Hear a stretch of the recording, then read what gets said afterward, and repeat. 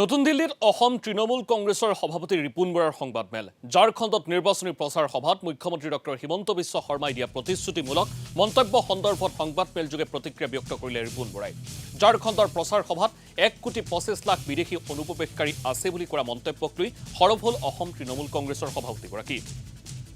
2014 16 মেৰ পিছত সকলো বিদেশীয়ে অসম এৰিব লাগিব বুলি মন্তব্য কৰা প্ৰধানমন্ত্ৰী মোদী আৰু 10 বছৰ পিছৰ বিজেপি চৰকাৰ কৰ্মসূচীক লৈও সৰব হ'ল ৰিপুণ বৰা অসমৰ 40 জন বিধায়ক মন্ত্ৰী আৰু বিধানসভাৰ অধ্যক্ষ বাংলাদেশী বুলি কৰা মুখ্যমন্ত্ৰীৰ মন্তব্যক লৈও প্ৰতিক্ৰিয়া ৰিপুণ বৰাৰ 16 মে তাৰিখে অসমত থকা সকলোবিলাক বিদেশী তালিটোপোলা লৈ বাংলাদেশী সকলো বাংলাদেশী তালিটোপোলা লৈ অসম ত্যাগ কৰিব লাগিব